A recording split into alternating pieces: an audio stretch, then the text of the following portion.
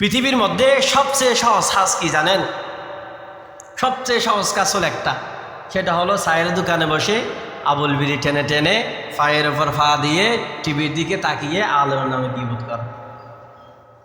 সবচেয়ে সহজ কাজ এটা, এটার চেয়ে সহজ কাজ আর নেই। কারণ আলেমের নামে যদি আপনি গীবত করেন, আলেমের নামে যদি আপনি মিথ্যা কোনো তুহমত দেন, আলেম আপনার গিয়ে কি করবে না? এটা করবে না, প্রতিবাদ করবে না। আলেম প্রতিবাদ করলেও আলেম ইসলামের গণ্ডির মধ্যে থাকবে, কোরআনের গণ্ডির মধ্যে থাকবে। কিন্তু আপনি আলেমের গীবত করে কি কি হারিয়েছেন একটু শুনেন। এক নম্বর, আলেমের গীবত করার কারণে আপনি সময় নষ্ট করেছেন। চায়ের দোকানে বসে যে 10 মিনিট, 15 মিনিট, 20 মিনিট, 1 ঘন্টা, আধা ঘন্টা যে আলেমের নামে গীবত করেছেন, ওই সময়টা যদি জিকিরের মধ্যে কাটাতেন, ওই সময়টা যদি কোরআন তেলাওয়াতের মধ্যে কাটাতেন, ওই সময়টা যদি নামাজের মধ্যে কাটাতেন, তাহলে ওই সময় আপনাকে জান্নাত পর্যন্ত নিয়ে যেত। আর চায়ের দোকানে বসে 10 মিনিট, 15 মিনিট, 20 মিনিট, আধা ঘন্টা, 1 ঘন্টা যে আলেমের নামে গীবত করেছেন, এই গীবত করার কারণে আপনার ঠিকানা হয়ে যাবে জাহান্নাম। তাহলে গীবত করার কারণে 1 নম্বর কি লস করেছেন? সময় লস করেছেন। দ্বিতীয় নম্বর হলো আপনার নিজের সম্মান লস করেছেন। চায়ের দোকানে যদি 20 জন থাকে, 20 জনের মধ্যে 5 জন হলেও ইমাম সাহেবের পিছনে থাকবে। 20 জন হলেও, 20 জনের মধ্যে 5 জন হলেও, 10 জন হলেও আলেমের সাথে মহব্বত করেওয়ালা থাকবে। কিন্তু সেই 10 জন অথবা 5 জন অথবা 20 জনের কাছে আপনি কি হয়ে গেছেন? সম্মানহীনতা একজন ব্যক্তি হয়ে গেছেন। তাহলে আপনার সম্মানও শেষ। তৃতীয় নম্বরে সবচেয়ে দামি জিনিস হারিয়েছেন, সেটা হলো আপনার সওয়াব। সেটা হলো আপনার কি? সওয়াব। আপনি সারাদিন গভীর রাতে ওঠে তাহাজ্জুদ নামাজ পড়েছেন, এশরাকের নামাজ পড়েছেন, আওয়াবিনের নামাজ পড়েছেন, শাস্ত্রের নামাজ পড়েছেন, দৈনন্দিন 5 ওয়াক্ত নামাজ পড়েছেন, জিকির আজকার করেছেন, কোরআন তেলাওয়াত করেছেন, মানুষকে দান সদকা করেছেন। এই যে এত কিছু করে, ভালো কাজ করে আপনি যে সওয়াব প্যাকেটিং করেছেন, একজন মানুষের নামে, আলেমের নামে গীবত করার কারণে আপনার প্যাকেটিং করা সওয়াব আলেমের আমলনামার মধ্যে চলে গেছে। আর আলেমের আমলনামার প্যাকেটিং করা গুনাহ আপনার আমলনামার মধ্যে ঢুকে গেছে।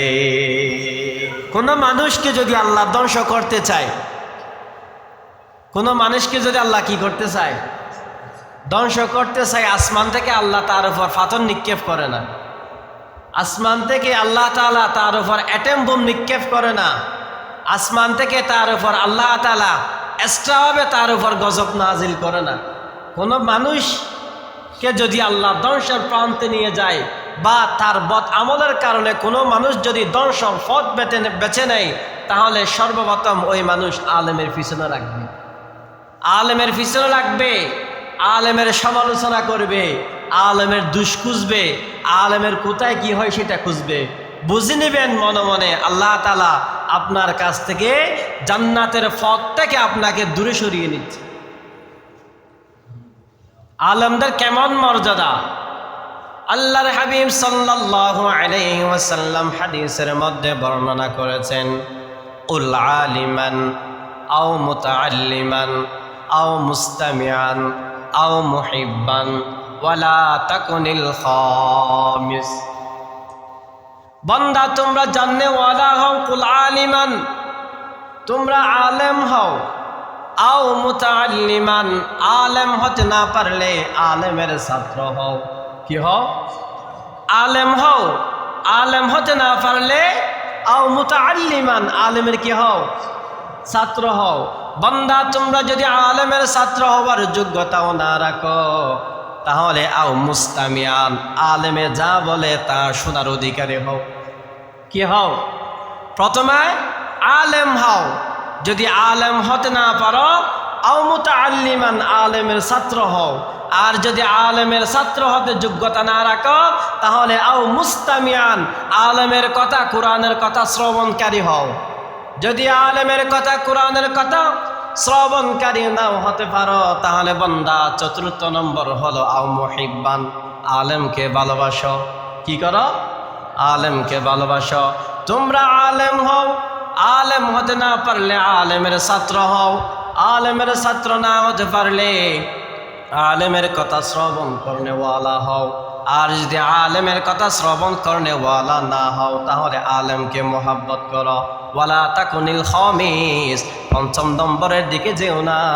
যদি পঞ্চম নম্বরে যাও তাহলে তোমার ধ্বংস নিশ্চিত। পথ চারটা, হতা আলেম হতে হবে, আলেম না হলে আলেমের ছাত্র হতে হবে। আর যদি আলেমের ছাত্র না হও, আলেমে যে কোরআন হাদিসের কথা বলে তাহলে কোরআন হাদিসের কথা শুননেওয়ালা হতে হবে। আর যদি কোরআন হাদিসের কথা শুননেওয়ালাও না হও তাহলে আলেমকে মোহাব্বত করো, আলেমের নামে গীবত করিও না, আলেমের নামে মিথ্যা তুহমত দিও না। চায়ের দোকানে বসে নিজের বাহাদুরি জাহের করার জন্য, নিজের বড়ত্ব, নিজের দাম্ভিকতা জাহের করার জন্য চায়ের দোকানে বসে হাজার হাজার মানুষের সাথে আলেমের নামে গীবত করিও না। যদি আলেমের নামে গীবত করো তাহলে বুঝে নেবে আল্লাহ তোমার জন্য ধ্বংস অবধারিত করেছেন, তোমার ধ্বংস নিশ্চিত। কারণ আলেমরা যেমন তেমন মানুষ নয়। ইন্নাল উলামা ওয়ারাসাতুল আম্বিয়া, আলেমরা মন্ত্রী মিনিস্টারের ওয়ারিশ নয়, আলেমরা ধনসম্পদের ওয়ারিশ নয়, আলেমরা প্রধানমন্ত্রীর ওয়ারিশ নয়, আলেমরা এমপির ওয়ারিশ নয়, আলেমরা চেয়ারম্যানের ওয়ারিশ নয়। আলেমরাই হলো যে জায়গার মধ্যে আল্লাহ রব্বুল আলামিন, সেই জায়গার মধ্যে আল্লাহর হাবিব হলেন রহমাতাল লিল আলামিন। যিনি রহমাতাল লিল আলামিন, সেই রহমাতাল লিল আলামিনের ওয়ারিশ হলেন আলেমগণ। তাহলে আলেমের সন্তান, আলেমের মর্যাদা, আলেমের মূল্য পৃথিবীর মধ্যে কাউকে দিতে হবে না। আলেমদের জন্য স্পেশাল মূল্য আল্লাহর রসুলে দিয়েছেন এবং স্বয়ং আরশে আজিমওয়ালা খোদাও দিয়েছেন। সুবহানাল্লাহ।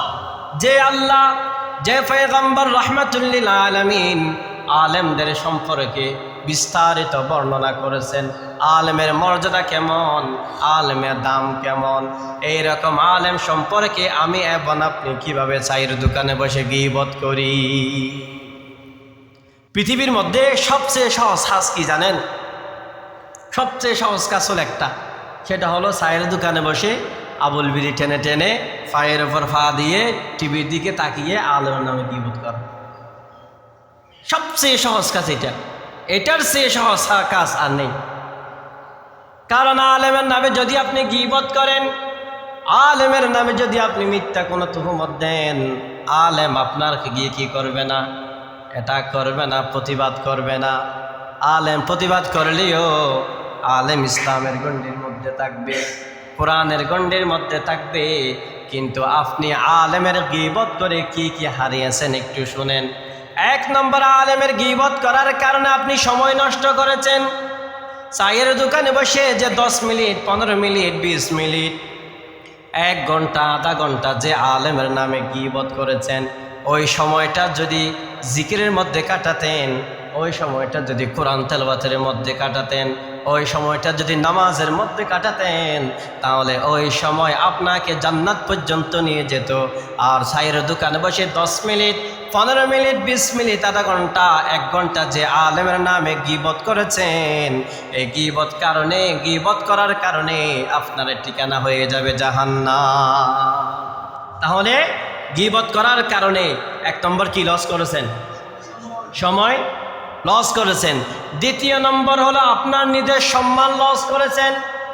চায়ের দোকানে যদি 20 জন থাকে, 20 জনের মধ্যে 5 জন হলেও ইমাম সাহেবের পিছনে থাকবে, 20 জন হলেও 20 জনের মধ্যে 5 জন হলেও 10 জন হলেও আলেমের সাথে মহব্বত করনেওয়ালা থাকবে। কিন্তু সেই 10 জন অথবা 5 জন অথবা 20 জনের কাছে আপনি কি হয়ে গেছেন? সম্মানহীনতা একজন ব্যক্তি হয়ে গেছেন। তাহলে আপনার সম্মানও শেষ। তৃতীয় নম্বরে সবচেয়ে দামি জিনিস হারিয়েছেন, সেটা হলো আপনার সওয়াব। সেটা হলো আপনার কি? সওয়াব। আপনি সারাদিন গভীর রাতে ওঠে তাহাজ্জুদ নামাজ পড়েছেন, এশরাকের নামাজ পড়েছেন, আওয়াবিনের নামাজ পড়েছেন, শাস্ত্রের নামাজ পড়েছেন, দৈনন্দিন 5 ওয়াক্ত নামাজ পড়েছেন, জিকির আজকার করেছেন, কোরআন তেলাওয়াত করেছেন, মানুষকে দান সদকা করেছেন। এই যে এত কিছু করে ভালো কাজ করে আপনি যে সওয়াব প্যাকেটিং করেছেন, একজন মানুষের নামে, আলেমের নামে গীবত করার কারণে আপনার প্যাকেটিং করা সওয়াব আলেমের আমলনামার মধ্যে চলে গেছে, আর আমলনামার আলেমের আমলনামার প্যাকেটিং করা গুনাহ আপনার আমলনামার মধ্যে ঢুকে গেছে। তাহলে সময় লস করেছেন, মানুষের কাছে একজন দ্বিমুখী হিসাবে হয়েছেন। তৃতীয় নম্বর, সর্বত গিয়ে আপনি একজন বেআমল মানুষ হয়েছেন। সাইয়েদনা ইমাম আজম আবু হানিফার নামে একজন মানুষ গীবত করেছে। কি করেছে? ইমাম আবু হানিফা আলেম, কি আলেম, হানাফি মাযহাবের একজন আলেম, আমরা যাকে অনুসরণ করে চলি। ওই ইমাম আজম আবু হানিফার নামে একজন মানুষ কি করেছে? গীবত করেছে। গীবত করার কারণে তার শাগিরিদ, ইমাম আজম আবু হানিফার শাগিরিদ এসে হুজুরকে বলতেছে, হুজুর আপনার নামে ওই মানুষটা গীবত করেছে। কি করেছে? অমুক জেলার, অমুক জায়গার, অমুক স্থানের, অমুক রেসালে অমুক আপনার নামে গীবত করেছে। ইমাম আজম আবু হানিফা ওই শাগিরিদকে তথা ওই ছাত্রকে উত্তর দিলেন, ও আমার ছাত্র, সে অত্যন্ত বড় কাজ করেছে, আমি তাকে ধন্যবাদ জানাই। কে বলতেছে? ইমাম আজম আবু হানিফা বলতেছে, যে মানুষ আমার নামে গীবত করেছে আমি তাকে ধন্যবাদ জানাই। ছাত্র জিজ্ঞাসা করতেছে, হুজুর আপনি আপনার নামে ওই মানুষ গীবত করেছে, আপনার মান সম্মানের উপর আঘাত এনেছে, এত কিছু করার পরেও আপনি তাকে ধন্যবাদ দিলেন কেন? ইমাম আজম আবু হানিফা ওই ছাত্রকে বলতেছে, ও আমার ছাত্র, যে মানুষ আমার নামে গীবত করেছে ওই মানুষের ডাটা বাহির করো। কি করো? ওই মানুষের ডাটা বাহির করো। ওই মানুষের ঘর কোথায়, ওই মানুষ কোন জেলার মধ্যে থাকে, কোন ইউনিয়নের মধ্যে থাকে, ওই মানুষের বাপের নাম কি, তার নাম কি, সব কিছু বাহির করো। বাহির করার পর ইমাম আজমের কাছে তখন সম্পূর্ণ তার ডিটেলস আসলো। ইমাম আজম আবু হানিফা রাহিমাহুল্লাহ রহমতুল্লাহি আলাইহি তিনি দেশি একটা মুরগি নিয়ে, কি নিয়ে? দেশি একটা মুরগি নিয়ে একদম ফ্রাই করে, প্যাকেটিং করে, দুরুস করে, যে মানুষ গীবত করেছে ওই মানুষের কাছে গিয়ে উপস্থিত। সুবহানাল্লাহ। ইমাম আজম দেশি মুরগি প্যাকেটিং করে ওই মানুষের কাছে গিয়ে উপস্থিত। ওই মানুষকে ডাকলেন, ওগো ব্যক্তি এদিকে আসেন, আমার পাশে বসেন। আমার পাশে বসার পর আমি আপনার জন্য একটা হাদিয়া এনেছি, আপনার জন্য আমি মুরগির রান এনেছি, মুরগির ফিস এনেছি, মুরগিকে ফ্রাই করে এনেছি, মুরগি দুরুস করে এনেছি। আমার সামনে আমার হাত দিয়ে এই মুরগি ফ্রাইগুলো আমি আপনাকে খাওয়াতে চাই।